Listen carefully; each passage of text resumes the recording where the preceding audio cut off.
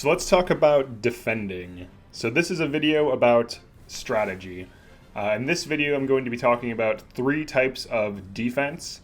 This is going to be part of a three-part series where I go over positioning and formation. The point of this series is to go over general game plans that can be applied on most maps and will be used for different reasons. So for defending, I would say there's three main types of defending.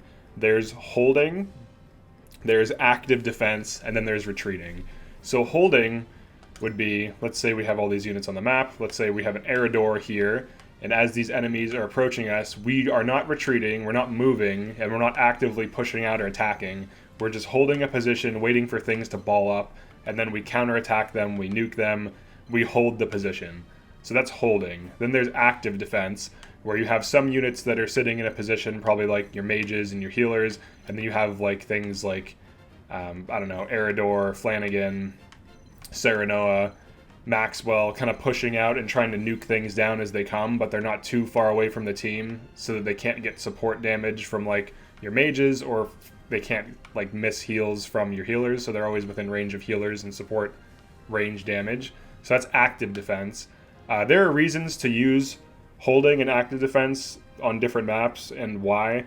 Then there's also retreating. So retreating is moving away from the enemy as a team to force them to chase you. The reason why this is good is it prevents enemies from getting off combos. It prevents enemies from getting off like follow-up attacks and for targeting specific units and nuking them down. So all of these tactics have a use case. In this case, for this map, because I'm level 50 and this is New Game Plus and I can run anything, I could run any one of these strategies. So the main difference between them is holding, you generally don't move at all. You just kind of sit there and wait for the enemy to come to you and just kind of rely on tanks or tanky units to just absorb damage, and then also you counterattack the enemies with like nuke. So you have like one or two tanks with like Gila Res or Overheal or Res Earrings, or it's like Maxwell or it's Eredor. You have like extremely tanky units absorbing all the damage for your team, potentially body blocking the enemies, and then you have your back line healing them, putting tank on them, and nuking the enemies around that unit. So that is the main strategy for holding. And then for active defense, it's more of it's like a semi-hold. It's almost like offensive, but you're defending a position. You're not, the bulk of your team is still like anchored to a position, and you have units pushing out. So I'm actually going to show examples of all of these. I'll try to make team comps for each use case. And then for retreating, you are moving away from enemies, creating space, preventing them from attacking you. And the way that this is effective is you hit them with magical attacks and archers and ranged attacks, or your melee units hit them and then move, so that every turn the enemy can still hit you in some case, but it should be your like more durable units, but they will be unable to effectively spike down targets and target your backline, because your backline will always be too far away to hit. So what I'm actually going to do is I'm going to wrap up this video for now, and then I'm going to cover each defending style using this map as an example, because each video will be around 10 minutes to just kind of like go over the unit choices and the positioning. So you can see here I'm starting to form the holding style of defense, where you just hold a position, and I'm kind of running like a lot of tanks, a lot of CC.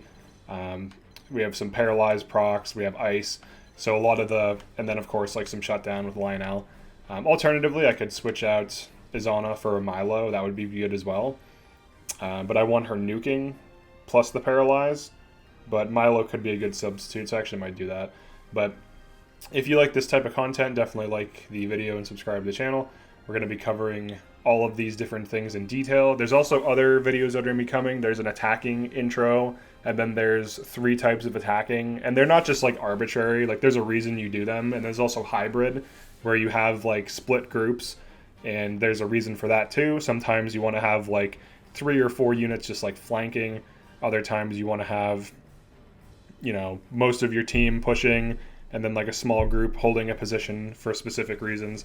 And a lot of these are also map dependent, but these are tactics that you can use, and you can recognize like when it'd be a good idea to use some of them.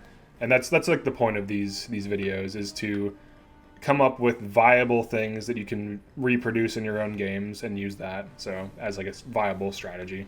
But yeah, that's it for this video. Thanks for checking this out. Definitely drop a comment as to what you think about the video, or if you have any ideas for overall tactics and what you think about the tactics in the game, or if you have any like concepts you want to communicate in relation to tactics. I'm interested to hear those. But yeah, thanks for checking this out, and I'll see you in the next video.